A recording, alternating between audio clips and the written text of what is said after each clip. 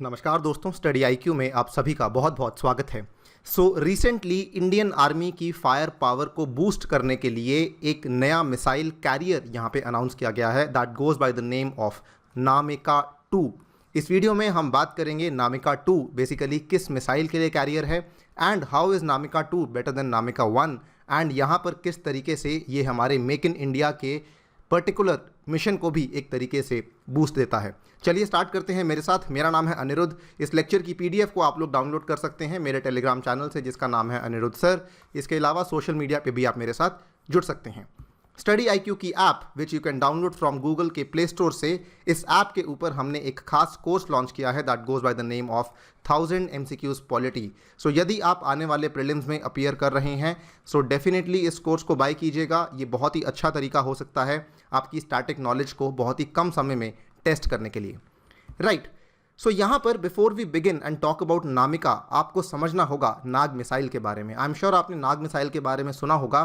सो जो नाग मिसाइल है ये भारत की ATGM मानी जाती है। ATGM यानी कि it is an anti tank guided missile और ये एक all weather fire and forget principle के ऊपर काम करती है। यानी कि फायर एंड फॉरगेट यानी कि ये हीट सिग्नेचर्स को देखती है, उसके अनुसार आपने इसको एक बार फायर कर दिया, ये अपने टारगेट को अपने आप से डिटेक्ट करके बेसिकली उसको तबाह करती है। So this is an Indian 3rd generation missile और ये बहुत बड़ी डेवलपमेंट मानी जाती है। ये हमारे integrated guided missile development programme के ही अंडर बनाई गई है। अब नाग मिसाइल के कई सारे वेरिएंट्स हैं और ये जो वेरिएंट्स हैं ये वेरिएंट्स किस हिसाब से बनाए गए हैं, ये बेसिकली बनाए गए हैं depending on the platform which those particular missile is using. So Nag missile के जो 5 वेरिएंट्स हैं ये उसके प्लेटफॉर्म्स के हिसाब से बने हुए हैं। इसमें एक है लैंड वर्जन, एक है हेलीकॉप्टर लॉन्च्ड वर्जन जिसका नाम है हेलिना, आपने सुना होगा, एक है मैन पोर्टेबल वर्जन, एक है एयर लॉन्च्ड वर्जन और एक है नाग मिसाइल कैरियर। इस पर्टिकुलर वीडियो में हम बात करने वाले हैं इस पर्टिकुलर नाग मिसाइल कैरियर की जिसका नाम है NAMICA and it is also sometimes known as tank buster, क्योंकि इसमें आप टैंक के ऊपर माउंटेड प्लेटफॉर्म के थ्रू नाग मिसाइल को लॉन्च करते हैं। सो नाग मिसाइल की जो हिस्ट्री है, असल में नाग मिसाइल 2008 में बननी शुरू हो चुकी थी। नाग मिसाइल अपने शुरुआती सालों में ज़्यादा सक्सेसफुल नहीं हो पाई थी अनटिल 2012 केवल एक ट्रायल इसका सक्सेसफुल रहा आउट ऑफ 4। इसके बाद इसमें कुछ डेवलपमेंट की गई, इसमें कुछ अपग्रेडेशन की गई यूजिंग सर्टन फ्रेंच टेक्नोलॉजी, जिसके चलते जो इसकी ट्रायल्स 2016 से लेकर 2020 तक हुई हैं वो काफ़ी ज़्यादा सक्सेसफुल रही हैं। एक भी सिंगल ट्रायल ऐसी नहीं रही जहां पे ये अनसक्सेसफुल रही हो and specially important to note against both stationary and moving targets. लेकिन प्रॉब्लम क्या हो रही थी अभी तक कि हमारे पास इसको कैरी करने के लिए कोई कैरियर अवेलेबल नहीं था। सो इवन दो हमने हेलिना को सक्सेसफुली टेस्ट कर लिया था, लेकिन नामिका जो कि हमारा टैंक बस्टर यहाँ पे कैरियर था ये उतना सक्सेसफुल नहीं था। दिस पर्टिकुलर इमेज जो आप देख सकते हैं ये नामिका 1 की है। इसमें कई सारी प्रॉब्लम्स आ रही थी एंड इसमें इन्हीं प्रॉब्लम्स को यहाँ पे ठीक करते हुए अब हमने लॉन्च कर दिया है नामिका 2। सो हाल ही में ये 15 अगस्त के आसपास की बात है जब हमारे रक्षा मंत्री राजनाथ सिंह जी ने 15 ऐसे नए प्रोडक्ट्स को अनाउंस किया था जो कि हमारे भारत के अंदर ही डिफेंस PSUs के द्वारा बनाई गई हैं। इसमें जो एक प्रोडक्ट था जिसको शो स्टॉपर के नाम से भी जाना जा रहा था that was NAMICA 2। NAMICA 2 basically as you know stands for Nag missile carrier. और नामिका 2 की खास बात क्या है? सो सबसे पहले तो नामिका जो है ये एक tracked amphibious armoured missile carrier है और इसका जो व्हीकल है it is based on the BMP chassis. So अभी तक ये पूरी की पूरी चीज़, ये पूरी की पूरी लाइन को हम ब्रेक डाउन करेंगे कि ये एम्फीबियस कैसे है, मिसाइल कैरियर कैसे है और BMP चासिस क्या है। ये सभी चीज़ें भारत के लिए बहुत ज़्यादा गौरव की बात हैं। हम वन बाय वन करके डिस्कस करते हैं। तो सबसे पहले तो नामिका 2 की खास बात यह है कि इसको हमने इंडिजिनसली डेवलप किया है, यानी कि इसको कंप्लीटली भारत के अंदर बनाया गया है by a joint venture between ordnance factory Medak and DRDL Hyderabad. So DRDL Hyderabad जो है DRDO के द्वारा ही चलाई जाती है। इन दोनों ने मिलकर के इस पर्टिकुलर नामिका 2 कैरियर को बनाया है एंड जो भी पार्ट्स हम इसमें अभी लगा रहे हैं, जो जिसके थ्रू हम मेक इन इंडिया को पुश कर रहे हैं, उसके चलते हमारा इंपोर्ट सब्स्टिट्यूशन का टारगेट जो है 260 करोड़ का पूरा भी हो चुका है। यानी कि 260 करोड़ का हमने इंपोर्ट पे ऑलरेडी पैसा बचा लिया है एंड आगे जाके माना जा रहा है कि अगर हम इसकी और इंडिजिनस डेवलपमेंट करेंगे सो इसके चलते हमारा 3000 करोड़ तक का खर्चा भी बच सकता है। सेकेंड थिंग, जो ये वाला नया नामिका 2 कैरियर है इसमें हंटर किलर कैपेबिलिटी है। वो कैसे? जो पुराने वाला नामिका 1 कैरियर था उसमें केवल एक compass electro optical sighting system था, जिसके चलते यहाँ पर आपको 2 तरह के टैंक्स तैनात करने पड़ते थे।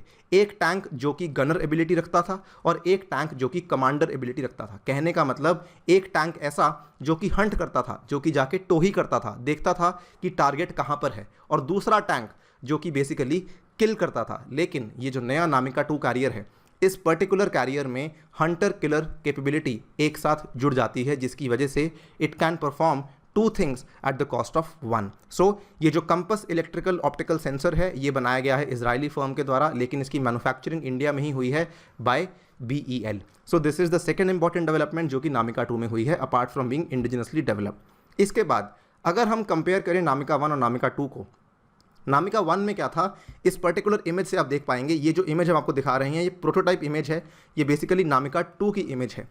सो नामिका 1 में क्या था कि यहाँ पर जो ऊपर मिसाइल्स लगी हुई हैं ये कुल मिला के 8 मिसाइल्स हुआ करती थी, राइट। लेकिन रिजर्व में कोई भी मिसाइल अवेलेबल नहीं थी। लेकिन नामिका 2 में क्या है, नामिका 2 में जो सामने वाली मिसाइल्स हैं उनको कम करके 8 से 6 कर दिया है। बट इसमें एडवांटेज है 6 मिसाइल्स रिजर्व में भी रखी गई हैं। सो टोटल मिसाइल्स जो आपका एक टैंक कैरी कर रहा है वो अब इन शॉर्ट 8 से बढ़कर 12 हो चुकी हैं। सो 6 यहाँ पर हैं और 6 रिजर्व में भी रखी गई हैं। सो आपकी जो फायरिंग कैपेसिटी है वो भी डबल हो जाती है। ये देख सकते हैं आप, जो रिकॉनेसेंस के लिए एक गनर के लिए और एक कमांडर के लिए, दोनों के लिए अलग अलग यहाँ पर कंपस सेंसर्स लगाए गए हैं, राइट। इसके बाद इसमें एक और ख़ास बात है, ऑक्सिलरी पावर यूनिट। अब हमने आपको शुरुआत में बताया था कि नाग मिसाइल जो है वो असल में फायर एंड फॉरगेट प्रिंसिपल के आधार पर काम करती है। फायर एंड फॉरगेट प्रिंसिपल जो होता है ये काम करता है हीट सिग्नेचर के आधार पर, यानी कि वो टारगेट के द्वारा छोड़ा गया हीट सिग्नेचर उसको आइडेंटिफाई करता है एंड उसके बाद उसको जाके तबाह करता है। सिमिलरली मान लीजिए किसी और पर्टिकुलर देश ने हमारे ऊपर हमला किया, सो वो भी तो हमारे नामिका कैरियर के हीट सिग्नेचर को डिटेक्ट कर सकता है। इस चीज़ को बचाने के लिए नामिका 2 में दिया गया है ऑक्सिलरी पावर यूनिट। जो ये ऑक्सिलरी पावर यूनिट है ये एक ऑल्टरनेट सोर्स ऑफ पावर की तरह काम करता है। मान लीजिए आपने दुश्मन से छुपाना है अपने आप को कि हमारा नामिका कैरियर यहाँ पे अवेलेबल नहीं है, सो उस केस में आप अपने व्हीकल का इंजन स्विच ऑफ कर सकते हैं, जिससे उसका जो हीट सिग्नेचर है वो ख़त्म हो जाएगा एंड जिसकी वजह से आप, और साथ ही में ऑक्सिलरी पावर यूनिट के आधार पर आप अपनी फायरिंग भी जारी रख सकते हैं। सो आपने दोनों चीज़ें कर ली, आपने अपने आप को डिफेंड भी कर लिया और आपने at the same time attack भी कर लिया, बिकॉज आपने एक ऑल्टरनेटिव सोर्स ऑफ पावर का इस्तेमाल कर लिया। फर्दर बात करते हैं, सो इस पर्टिकुलर नामिका मिसाइल कैरियर में एक इंटीग्रेटेड PKT मशीन गन भी यहाँ पे साथ में जोड़ी गई है। So vehicle is also installed with an automatic fire detection and suppression system and साथ ही में PKT मशीन गन भी है।